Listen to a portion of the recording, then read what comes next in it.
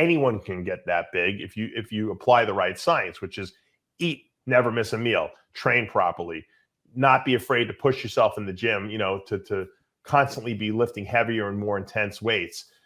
But I don't think everyone has the mindset to go to that place where they're willing to put their body in that position.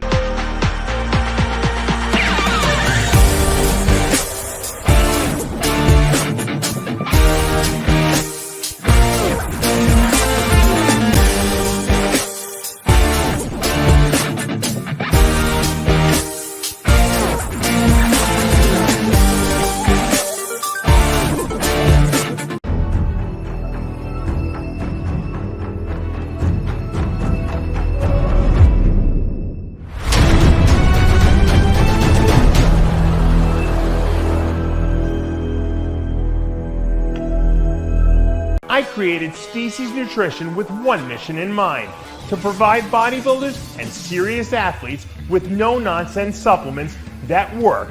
I put my name and reputation on every bottle of Species Nutrition products. If you want to be your absolute best, join the evolution.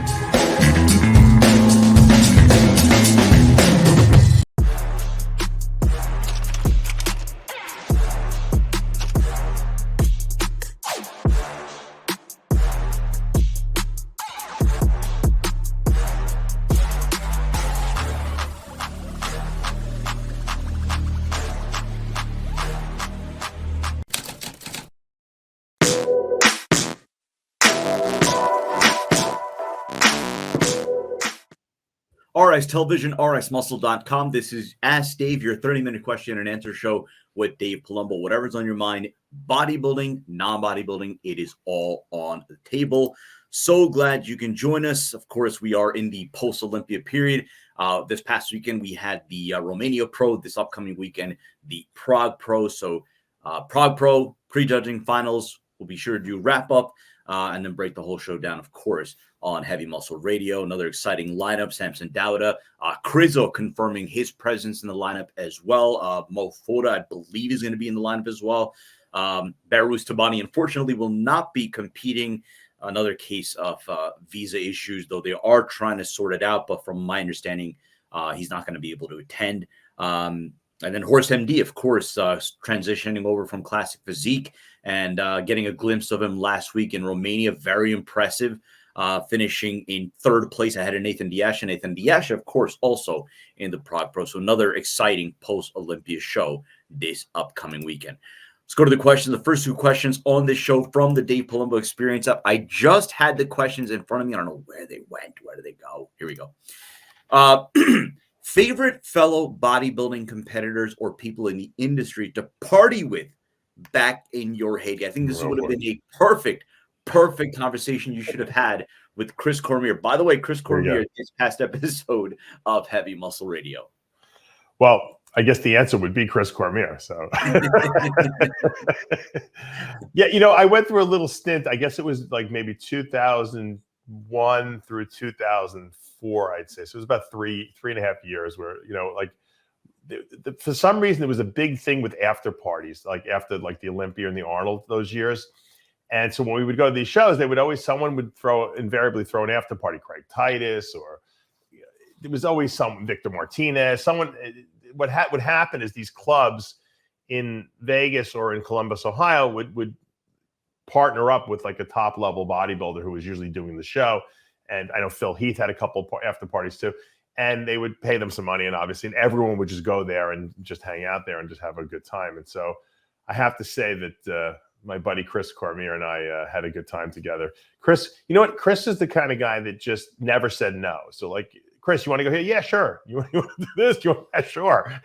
So he's just an easy person to hang out with. Plus, we were friends anyway, and so we had a lot of good times together. And it wasn't like a million times we went out, but we went out probably 10, 15 times over the course of that time period. And I'd have to say that group that we hung out with Chris, and there was other people in there too, but I guess you could say Chris and I were probably the most popular people in that group as far as bodybuilders that you would know. We just had a great time, and there was never arguments, never fights. Everyone was always just like really cool with each other. And it was, like I said, Craig Titus was in that whole little group too. And he just never stopped, I guess. And he escalated it out of control. But Chris was super fun. And Chris is still fun. I enjoyed having him on the show the other day. Matter of fact, we're going to try to get him on Heavy Muscle a little more frequently because he's got some really good insights. He knows the history of the sport. And I just enjoy his company. So great times. I still remember my first Olympia was 2014. And I remember, there's certain things that when you first experience it for the first time, you're kind of spoiled by that. And that's what your expectations are set. Right. And then when it doesn't happen again and again, you're like, right. What happened or whatever. I remember the first year, like you mentioned, Phil Heath, I believe it was Club XS, was just at the Win or the Encore. Right. That was the Phil Heath official after party. It was a big deal. Like everyone was getting dressed up to go there. I remember that I saw like flyers for it. I'm like, yo, this is a big freaking deal. Like, were you there? I know I was there. Were you there with me? 2014, yeah, was my first one. Yeah, is that when we saw Flavor Flav in the lobby? No. There was one of those parties that as we were leaving and walking through the lobby, Flavor Flav was coming the other way, and he got the big clock around his neck, and I'm like, Flav! And I had a few drinks, and I'm like, Flav! He turned around like we must know each other somehow, right? And we were just talking. We took pictures together. It was really funny. He was pretty cool because he didn't know me, but he might have thought he knew me. But we had a good time. That's the magic of like Vegas and these after you parties. Never know who you're gonna run into. You never know who you're just gonna randomly run into in the most random places. So. But anyways, good times. Second question, again, these questions from the Dave Palumbo Experience app. What other peptides would you recommend taking with IGF, LR3, and Pharma GH for lean mass? I'm taking insulin as well. he kind of mentioned all the peptides you'd want to take. He's taking GH, IGF-1, and insulin. What else is there? Nothing else. All the GH releasing peptides are not going to do anything compared to what regular growth hormone is going to do. So, and you got IGF in there already. So there's really nothing else that's going to help you with growth per se. If you're asking, hey, Dave, what can I take for healing purposes? The BPC 157, the TB 500, those would be good, peptides for healing purposes, but not for like building muscle. For building muscle, GH, IGF-1, and then obviously if, supplementing with a little insulin is going to be, your ultimate cocktail for peptides. We're not talking anabolic steroids. We're talking about peptides. For peptides, those three are pretty much, the top of the game right there. Let's go to our Instagram questions and our Facebook questions. If you're not already following us on Instagram, the handle is official_RX Muscle. Facebook, simply just go on to RX Muscle. Yeah, Sid, I wanted to just bring something up before we go. Those questions were from the Dave Palumbo Experience app, which is an app that it's $29 a month. You can download it from your iTunes store or your Android store. And you kind of get me as your coach in your back pocket. You get all the videos I've ever done, all the writings I've ever done in one place. We do a workout every single week we put up there for you guys. I answer everyone's questions in an open forum. So you see everyone's questions and everyone's answers. And then I also do a Q&A video every single week for the app members that is exclusive just for the app people. So it's a really nice resource. It's great, especially with Christmas coming up. You want to buy some stocking stuffer for someone. It's a great little gift for $29 a month, and you get a lot of value out of it. And I also have all my protocols there. So all my steroid cycles, off-season, pre-contest, diets, or diet templates are in there. It's a really, really good resource. And I've been offering on my DavePalumbo.com website for the last 25 years, believe it or not, a personal training certification course that I wrote 25 years ago. And I used to give it a college in Long Island called Dowling College. And then I put it online when I stopped teaching it at the college. So you can be certified. That's my level 1 course. A lot of people ask me, hey, I noticed when I get my diploma from you that it says level 1 course. What's the level 2 course? And I said, well, there is a level 2 course, and that's the Secrets to Becoming a Diet Guru course. Now, I haven't held a live one in a number of months. We'll probably do one in December. But even if you don't want to take the live one, if you want to do something immediately if you go to my DavePalumbo.com website and you click on the Guru course, it'll take you to a separate site, my Dave Palumbo University site, where you could actually sign up and watch one of the past courses. It's 8 hours. It's it's completely videoed. You'll watch. The only thing you can't do is ask live questions, obviously.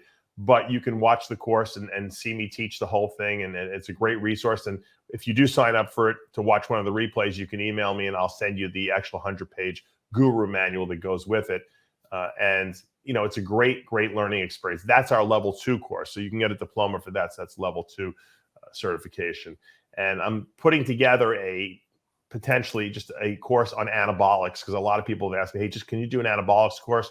So there might be like rather than do a whole 8-hour diet guru course, I might just do like a 3-hour course just on anabolics, so that people, all the science of anabolic steroids, peptides, all the anti-estrogens, all the crazy stuff that people, want the answers to. Does follistatin really, work? That kind of stuff.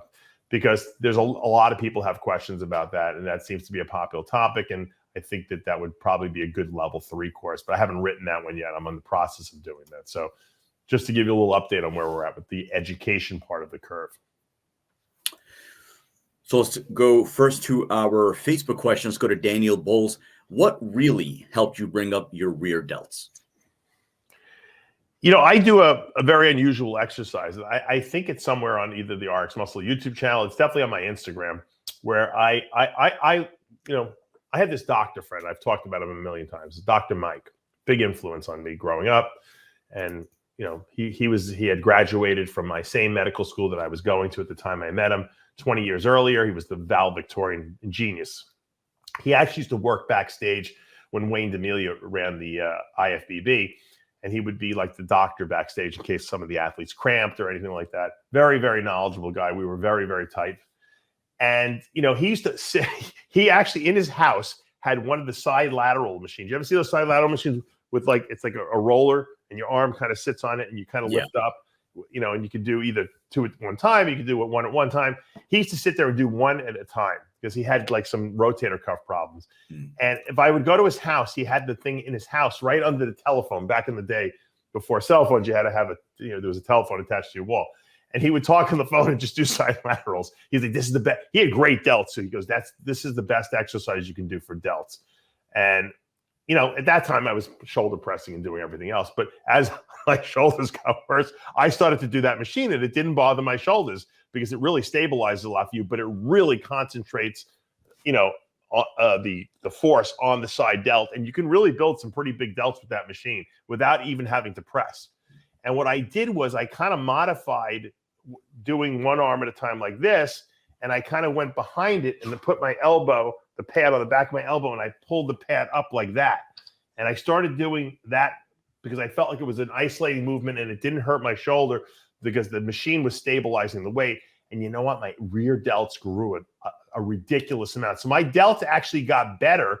If you look at my last couple of years, I competed 02, 03. My complete delt complex was better than at any point in my career. And I was not even shoulder pressing anything. I was just doing the side lateral machine. And I had to modify it because otherwise I would never have been able to train delts.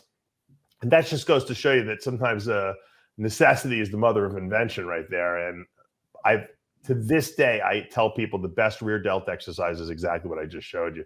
So if you give that a shot, it really isolates. There's no way to cheat. You're going to see some good development. You're going to have to start light, but once you build up, you'll get pretty strong doing that. Let's go to a good friend of the channel, the mayor of bodybuilding. Good question. I saw him at the Olympia. Yeah, no, see him at every big show. I haven't been to a big show in years, the Sid, so I hadn't seen him in a long time. No. But always good to run into the mayor of bodybuilding. Always a breath of positivity in this sport. Always. He might have to join our contingency because I don't think he has a home anymore where he used to be. But that's for another day. Yeah, we'll be hush hush for the time being on that one. But anyway, his question, and it's a good one. Biggest mistake novice bodybuilders make? They make a lot of mistakes. So the biggest mistake that they make, well, overtraining is typical. I mean, most people think that when you first start working out that it's actually the weight training that's building the muscle. In other words, you go into the gym, you bench press, and as you're bench pressing, your chest is actually getting bigger. They don't, conceptually understand that you're breaking down the muscle, and then the muscle has to rebuild itself. And in order to do that, you have to feed it enough protein throughout the day. And a lot of people don't realize that your body doesn't store protein.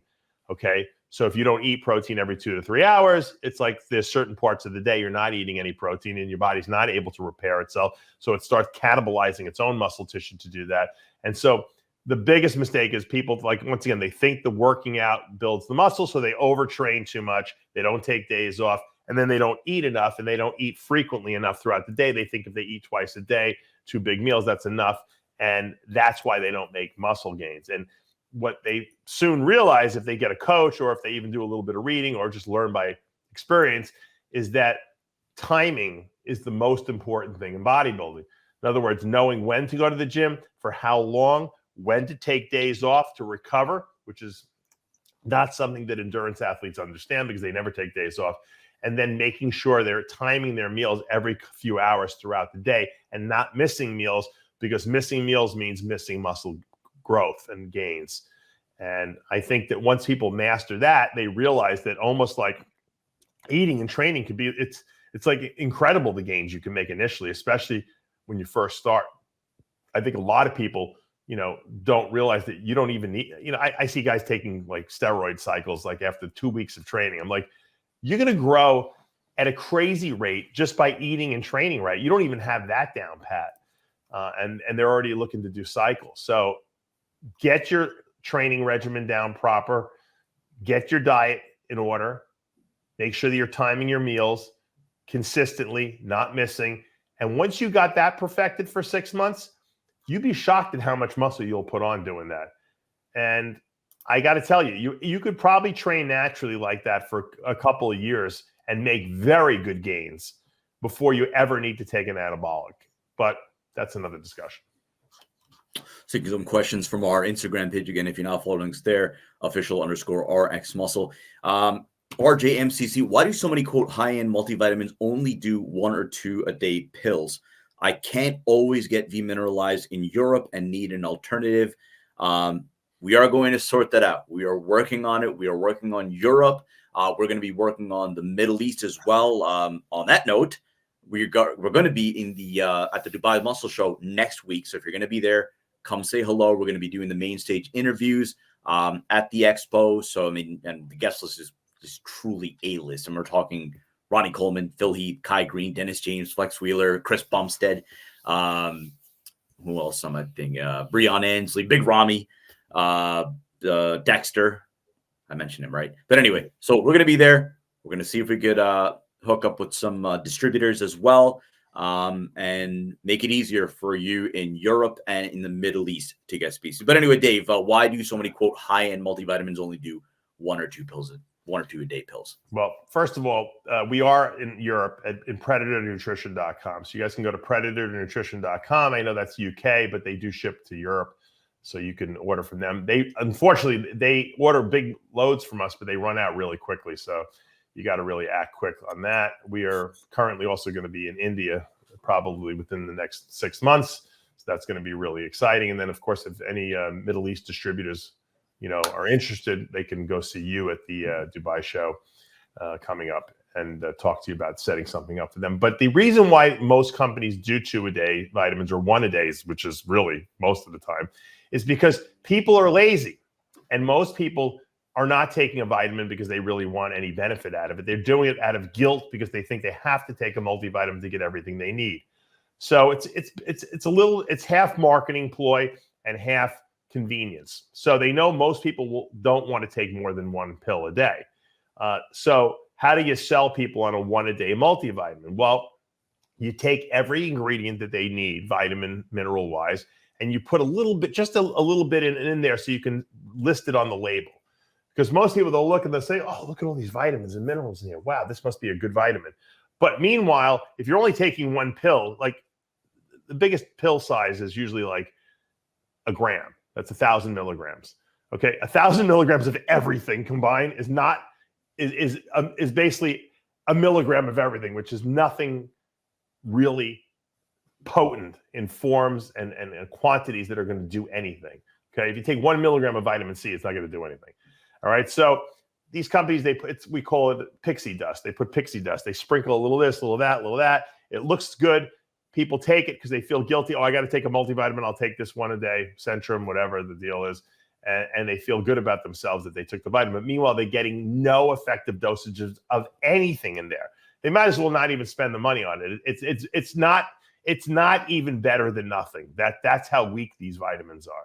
So when I set out to make V Mineralize, I said, all right, this is what the body needs vitamin-wise. This is what it needs mineral-wise. And then I wanted to put some antioxidants and polyphenolics coming from fruit extracts in there as well, because I knew that that's really potent. So I said, all right, I know the most pills I could possibly put make people take per day would be 5 pills twice a day for a man. The women can take a little bit less, but I said, so I got to jam everything into these 10 pills. And so I did my absolute best, and believe me, I tweaked that formula 6 million times, and I just barely got everything that I needed into 10 pills. 10 pills, just barely. Okay. So when you take V Mineralize, you got everything that you need, vitamin, mineral, and antioxidant wise in those pills. I can guarantee that in effective dosages, including the minerals. Minerals take up a lot more space, especially chelated minerals, which is what we use, which are minerals bound to amino acids. So V Mineralize I'm so proud of that product. It's the most comprehensive, vitamin and mineral supplement on the market. And you don't really need anything else. And I always tell people to take a little extra vitamin D3 because we do have 2,000 units in there, but I like to get people up to about 7,000 I use per day. So if you add another 5,000, and vitamin D3 is really cheap. I mean, for $5, you could buy a bottle of that stuff. I think it's just a wonderful product that we make. I'm very proud of it. It's one of our best sellers, and people really, really like the quality of what we put out there. But you have to educate people because people don't know any better. You think my aunt Patty knows, the difference between V Mineralized and Centrum? No, she sees Centrum in the store. It's cheap. It's 1 pill a day. It's easy. Most people can swallow that, and they do it. But there's no benefit of that. You don't get any real ingredients. So I know it's frustrating, but hopefully we'll be able to get V Mineralized out there a little bit more. I know Predator Nutrition does sell it. And like I said, we're going to be in India probably within the next, several months. We're working a really big deal over there. I know they really want the vitamins a lot. I mean, there's a lot of people that want high quality ingredients over there. So we're trying to spread the word little by little. Let's go back to the basics here. Very often on the show, you're going to be asked about pre and post workout supplementation. Well, the Irish Bulldog wants to know best foods to eat pre and post workout. I'm going to answer it in 2 different ways. I'm assuming he's not talking about like contest dieting. Let's put that aside, because contest dieting is a completely different beast altogether. We don't really worry about pre and post. We worry about what the macronutrients for the day are. Off season or maintenance, we're trying to maximize, results in the gym. Pre-workout, there's two thoughts or 2 schools of thought here. One is I can't train if I have food in my stomach because it comes up in me and I feel terrible. I wind up puking.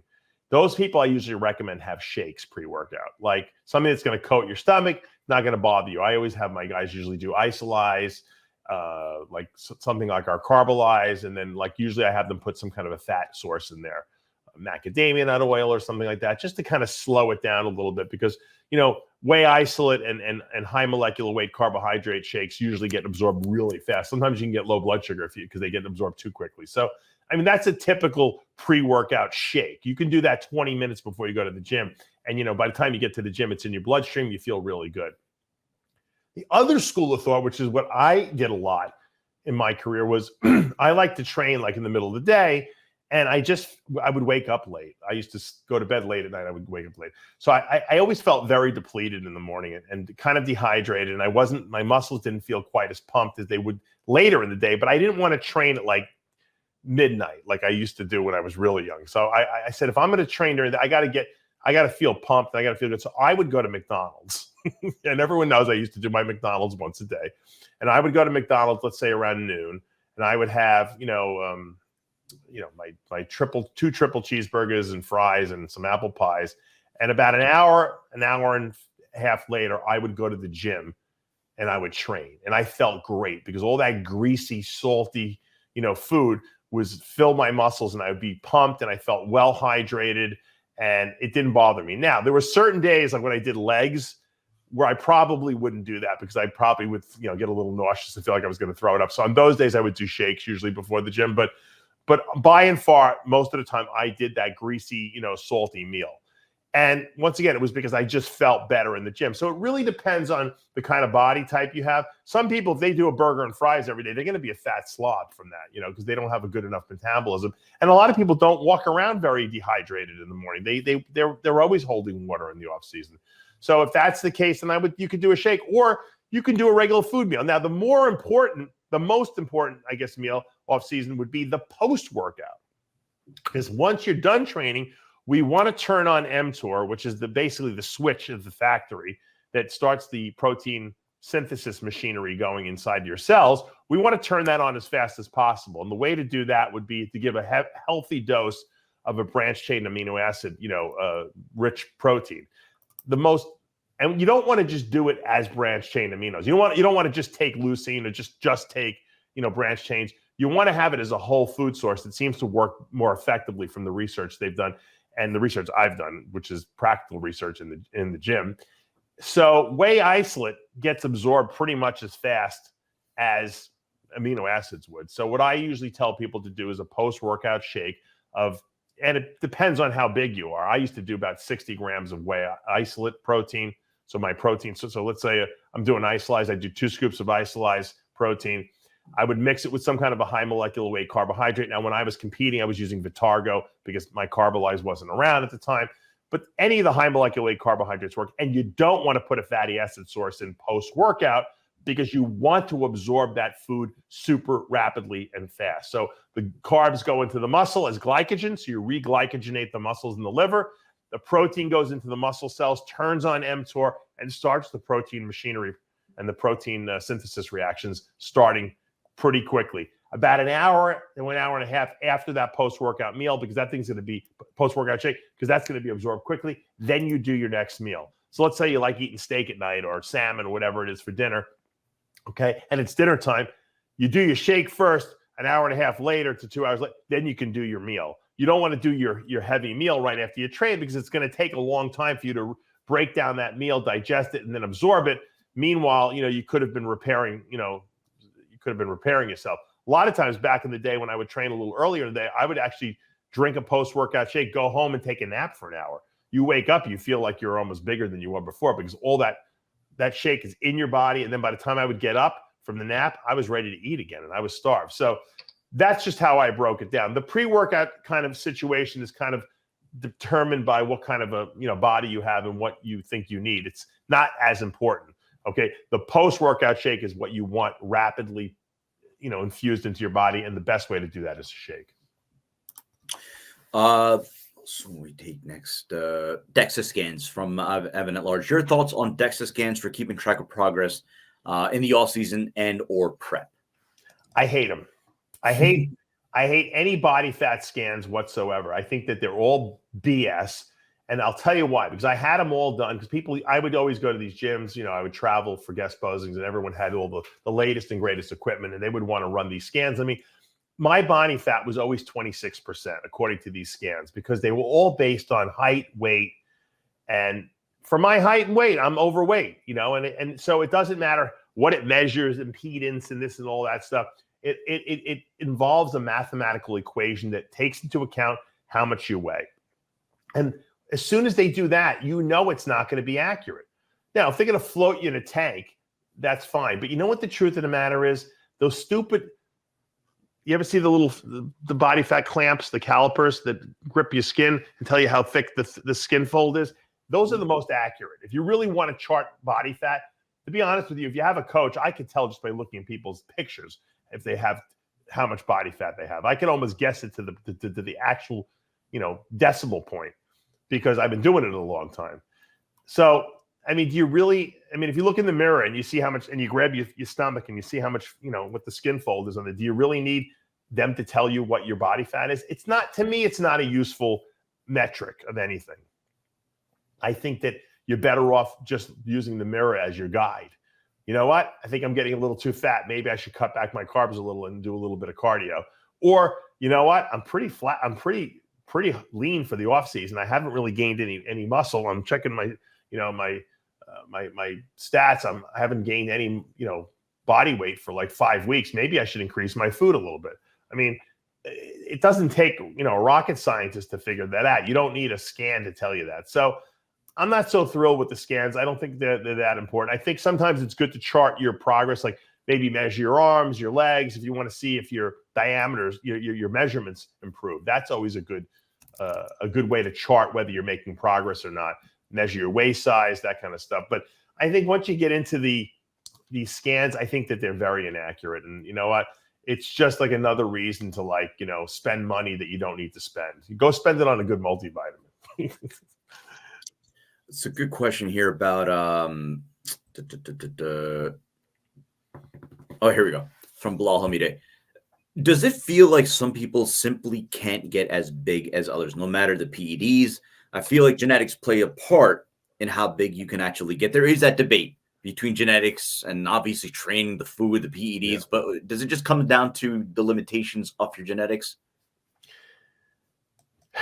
This is almost like a philosophical question in a sense, because if you look at my body, like when I first started, bodybuilding, I was pretty thin my whole life. I was muscular in the sense that I had lean muscle on my body, but I wasn't like, oh, this guy's jacked.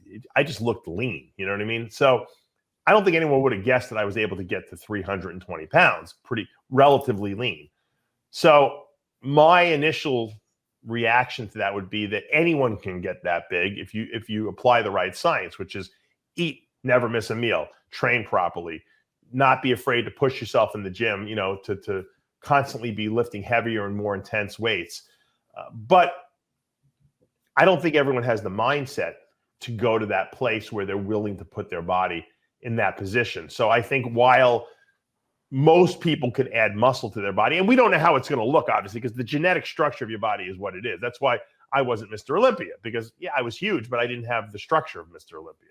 But I was able to get big. So did I have a genetic advantage over maybe the next guy who couldn't get as big, or was I just more determined to get big? So I ate better, trained more intensely, took the right, drug cycles, and, never missed or screwed up. I don't know. I don't know if it was the fact that I'm just a methodical lunatic, or if I just genetically have, an advantage. Now I have to assume there is an absolute genetic predisposition for some people to be able to get big, even if you don't see it in them when they're that small. Because Flex Wheeler, everyone used to say he looked like Michael Jackson when he first started. I mean, he was not big by any means, but he got really big. So to answer the question, it's unknown. And that's why when people come to me and they say, hey, Dave, I know I'm just starting out, but do you think I have the potential to be a pro one day?